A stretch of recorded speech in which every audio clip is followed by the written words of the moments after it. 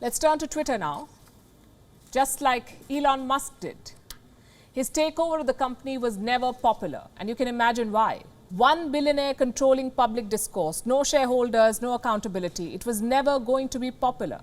Don't take our word for it. Just look at what Elon Musk's Twitter page looks like. He's even more active nowadays, a lot more tweets, a lot more replies, but each interaction is creating more confusion. Look at this tweet, for example. This is Musk explaining free speech. Let me tell you what he writes. By free speech, I simply mean that which matches the law. I'm against censorship that goes far beyond the law. If people want less free speech, they will ask the government to pass laws to that effect. Sounds reasonable, doesn't it?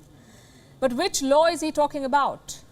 Because Twitter operates in more than 100 countries. Each country has its own law. So which one is Elon Musk talking about? No answers.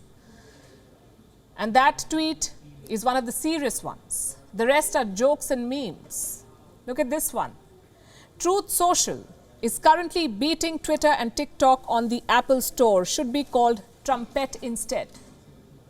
Now, for those wondering, Truth Social is Donald Trump's social media platform. Trumpet is supposed to be clever wordplay. A lot of users find this funny. A lot of Elon fans, I should say. But this is a serious matter. Twitter is used by politicians. It is used by government agencies, activists. It is important in disaster warnings, disaster relief. It is not a toy for the world's richest man to play with. People have genuine questions about the platform's future. Will hate speech be flagged, for instance? Will fake news be removed? Ideally, Elon Musk should be answering these questions. Instead, he's tweeting stuff like this. This is what he said. Next, I'm buying Coca-Cola to put the cocaine back in. Or this. Let's make Twitter maximum fun. What does that even mean? I enjoy jokes as much as the next person, but not when the future of global discourse is concerned. And it's not just policy. Even the money is starting to worry investors. Elon Musk, like we told you a couple of days back, must pay $44 billion to buy Twitter. And that money is coming in two parts. One part is loans. The rest of it, around $21 billion, comes directly from Musk. How does he plan to arrange this money? $21 billion. One option is to sell his Tesla shares. Just one problem. Tesla is down 12%. So investors fear Elon Musk may not be able to arrange the money he promised. And they fear he might even cancel the deal. Now, I know what you're thinking. Cancel it. After all this publicity, how can he do that? Well, Elon Musk has done it before. In 2018, he announced a plan to take Tesla private. He tweeted that funding had been secured for this to take Tesla private, but in the end, nothing happened. Elon Musk failed to arrange the money. And will he do the same with Twitter? That's the question. If he does, he stands to lose $1 billion. FYI, he's worth more than $240 billion. So not a big hit for him. But all of this is secondary. What's more important is policy. What will Elon Musk do to Twitter?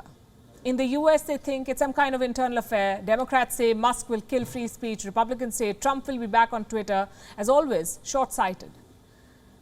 And this statistic will tell you why. Twitter's total user base is 206 million. Out of this, 77 million is from the US. That leaves 129 million accounts outside America, including 23 million in India, 58 million in Japan, and 19 million in Brazil. But the US makes it seem like this is their domestic affair. Elon Musk is doing the same. You heard his definition of free speech, that which matches the law, he says. Well, what about countries like Saudi Arabia or Egypt? What if the law itself bans free speech? Just think back to the Arab Spring. Dissidents used Twitter to organize their protests. Will Elon Musk's Twitter permit that sort of thing? The fact is, we don't know. And this is what happens when billionaires control our discourse. There is no accountability, no public control. They're free to do whatever they want. So to conclude, let me ask you this. Who do you want protecting your free speech? Your elected government, your constitution, or an American billionaire who does this?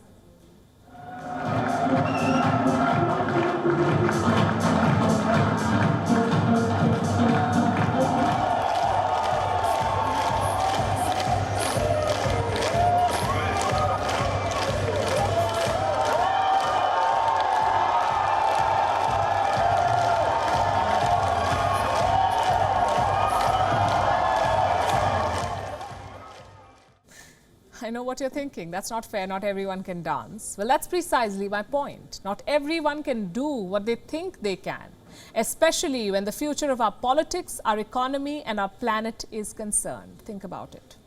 WION is now available in your country. Download the app now and get all the news on the move.